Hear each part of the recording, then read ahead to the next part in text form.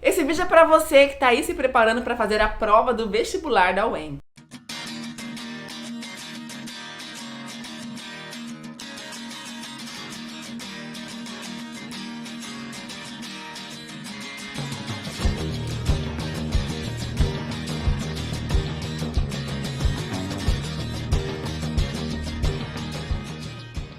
No vídeo de hoje eu vou falar sobre as questões de arte que caem no vestibular da UEM. Seja muito bem-vindo ao nosso canal, meu nome é Régia Rodrigues, sou professora de História da Arte. Vamos falar então do formato das questões de arte. O vestibular da UEM cobra questões de somatória e esse tipo de questão ele envolve algumas habilidades que uma questão objetiva não envolve. Então, por exemplo, numa questão de múltiplas alternativas, numa questão de somatória, você deverá escolher quais afirmativas estão corretas, de acordo com a pergunta da questão. Caso você fique em dúvida em uma alternativa, você não coloque ela, porque se você errar uma alternativa, colocar como certa, ela estiver errada, você perde a questão inteira. Mas se você assinalar ali metade das alternativas que estão corretas e deixar de colocar uma ou duas, você ganha um tanto na questão, um tanto de valor na questão, você não perde ela totalmente. Então, esse tipo de questão, esse tipo de prova com questões somatórias é bem mais complicado do que uma prova com questões objetivas e também com questões subjetivas. Mas vamos lá, vou falar para vocês como que é o formato das questões, o que a UEM cobra, qual é o objetivo das questões, quais habilidades eles querem que você, candidato, tenha desenvolvido e quais os conteúdos mais cobrados. Quando a gente pega então o manual do candidato e se depara ali com as disciplinas e com o currículo, né, que é cobrado, o formato das questões e tal, a gente já tem ali de cara algumas informações que parecem muito com as informações que aparecem também no manual do candidato do Enem. Então, muitas habilidades cobradas pelo Enem também são cobradas pelo vestibular da UEM. Como, por exemplo, a habilidade de relacionar diferentes manifestações artísticas.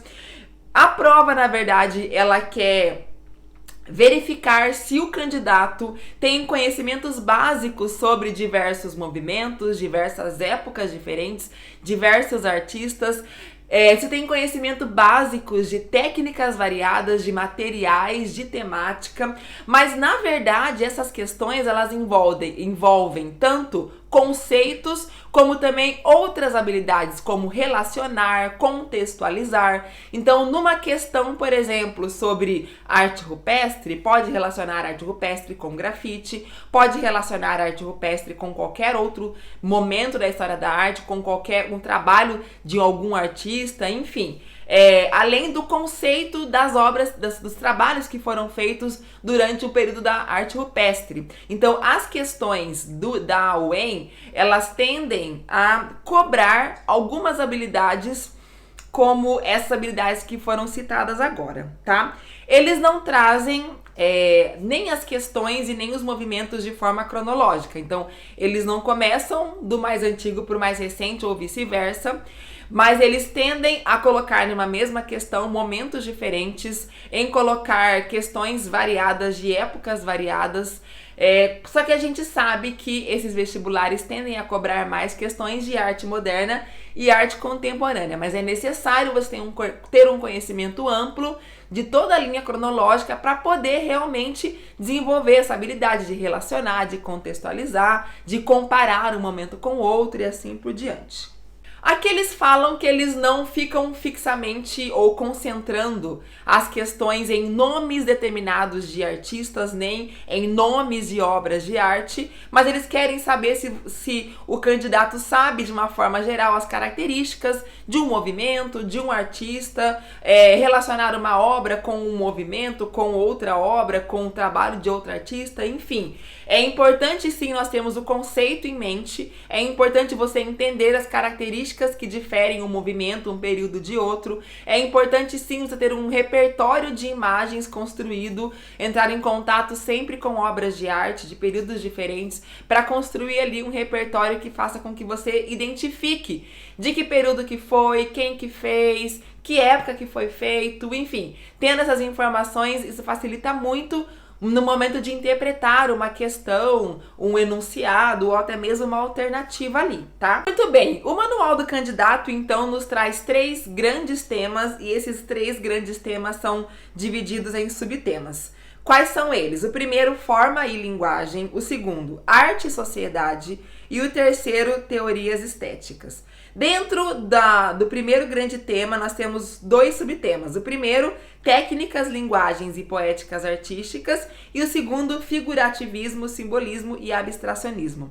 Quando fala ali de técnicas, linguagens e poéticas artísticas, fala sobre técnicas relacionadas à pintura e à escultura, como que a arte se desenvolveu nessa linha cronológica histórica, e também a questão da música, do teatro e da dança. Fala sobre as diferentes técnicas, linguagem e expressões corporais na dança e no teatro. E a poética como uma busca estética de artistas ou de grupos de artistas.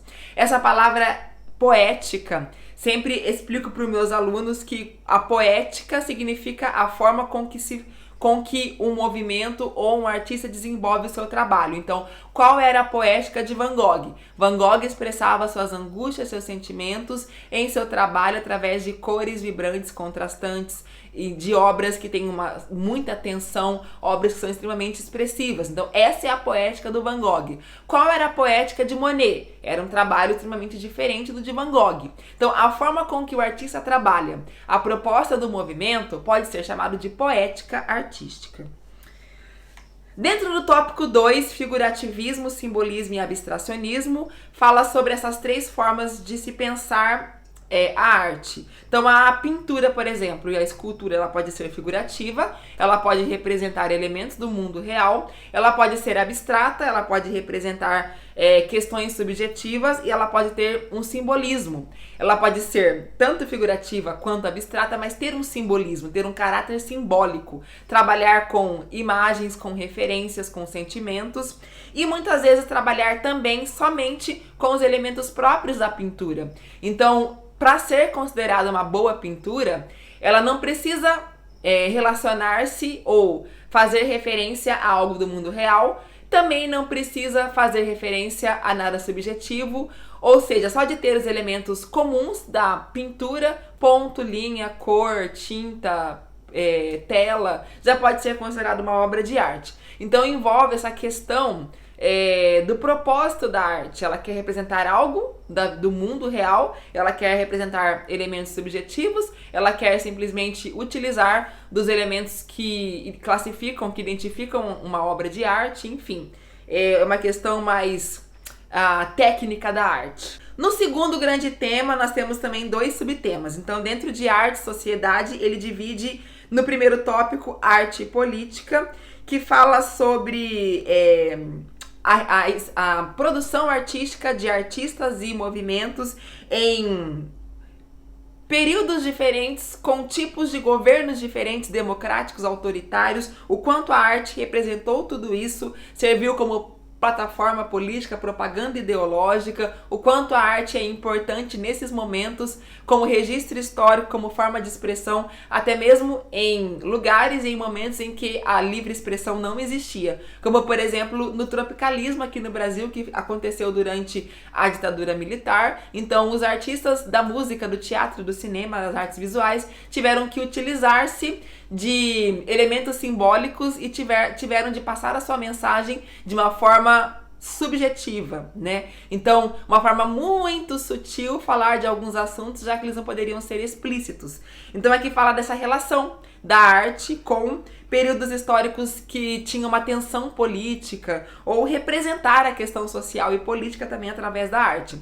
Não aconteceu somente agora na arte contemporânea, mas, por exemplo, a arte egípcia falava de política, a arte romana falava muito sobre política, neoclassicismo, romantismo, enfim, em vários períodos da história da arte a gente tem uma relação aí bem estreita entre a arte e a política.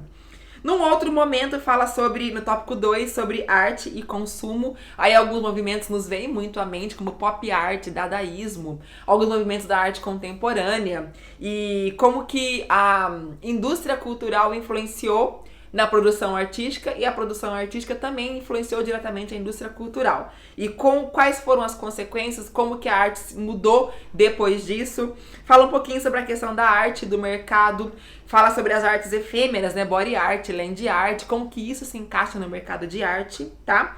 E a relação entre arte e a produção mecânica de imagens, como a fotografia, por exemplo, como os NFTs, né, web art, qual é a relação e como que se dá essa discussão entre a originalidade, a reprodutibilidade, toda uma questão que é levantada dentro desse campo. Nós temos também o tópico 3 dentro de arte e sociedade, que é arte e espaço. Então fala muito sobre a arquitetura, sobre a arte ocupando espaços urbanos e também espaços da paisagem natural, tá? Então, desde lá da história antiga, nós geralmente associamos ou relacionamos a arquitetura com aquele período, aquele movimento, a arquitetura egípcia, a arquitetura grega, a arquitetura romana, bizantina, românica, gótica, a arquitetura neoclássica, o quanto essa ocupação humana também é vista como uma expressão artística, o quanto isso traz elementos do momento em que ela foi inserida e nos traz também muita informação sobre aquele contexto. O tópico 4, o Estatuto do Produtor de Imagens, e aqui trata sobre o papel do produtor, o papel do artista. Como que o artista era visto na pré-história? Será que ele é visto como um artista ou como uma pessoa comum? Como esse artista é visto em sociedades indígenas, por exemplo, que existem até hoje? Ele é o artista ou uma pessoa que que exerce outras funções além disso? Qualquer pessoa pode produzir arte, né, nessas civilizações, enfim. Essa discussão entre o papel do artista dentro da arte ocidental, nessa linha cronológica, mas também em diferentes culturas. E o 5 fala sobre patrimônio histórico e artístico, sobre a importância da preservação desse patrimônio, sobre a importância de nós entendermos que isso não é de ninguém, que pelo contrário isso é de todo mundo, e o quanto preservar patrimônios históricos, materiais e imateriais, serve como instrumento para a conservação da nossa história, para falar sobre os nossos ancestrais, sobre tudo que aconteceu no passado e que fez com que nós nos tornássemos o que nós somos hoje. Então, a questão do patrimônio histórico é um item, né, um conteúdo muito cobrado no Enem, e aqui na UEM também aparece com certo destaque. E por último, a questão das teorias estéticas, dividir em 3 tópicos. O primeiro tópico fala sobre o pensamento sobre belo, então a questão da estética, o pensamento estético dos povos antigos, dos gregos principalmente, a questão da estética na religiosidade da Idade Média, fala sobre a estética na arte moderna e contemporânea, o papel do artesanato, do artesão, do folclore e das demais manifestações artísticas populares, como que isso é compreendido com o pensamento contemporâneo e qual o papel exercido por essas atividades. O tópico 2, desenvolvimento histórico dos estilos em relação à pintura, escultura, arquitetura, música, dança e teatro. Então, como que essas técnicas mudaram de acordo com as mudanças sociais, de acordo com os períodos e os movimentos. Como que se deu esse desenvolvimento e essas transformações. Desde a pré-história até Idade Média, civilizações antigas, América, África, a cultura oriental de uma forma geral. A arte contemporânea, como que trabalha com essas transformações, essas técnicas. E também fala sobre a arte no estado do Paraná, como que no nosso estado aconteceram essas mudanças de técnicas, de estilos, de temas também abordados. E por último, nós temos a arte contemporânea e as mídias digitais. Então essa questão da utilização de elementos ligados, né, à tecnologia, principalmente a questão de informação, o quanto essa tecnologia impactou a produção artística, tá? Então, surgimento da fotografia, o quanto que ela mudou a visão da arte, a questão do cinema como uma expressão artística. A gente tem aqui a relação da fotografia e do cinema com as artes tradicionais, como que aconteceu essa transformação, essa transição. A questão do estatuto social e artístico dos quadrinhos, desde a sua criação até os dias atuais, a questão da arte multimídia e o ideário pós-moderno, ok? Então, esses são os conteúdos Ou esses são os elementos, as habilidades cobradas aí nas questões de arte dentro da prova da UEM. Você que tá aí então se preparando para a prova da UEM, ou tá aqui de curioso, ou tá se preparando para um outro tipo de prova, para uma outra instituição, aqui no meu canal eu tenho vídeos sobre todos esses períodos, todos esses movimentos, artistas em específico. Dá uma olhadinha aqui, vamos maratonar para gabaritar as questões de arte de qualquer prova. Se você gostou, deixa o like nesse vídeo, se inscreva no canal se não for inscrito e compartilhe nas redes sociais. Um grande beijo, fiquem com Deus e até o próximo vídeo.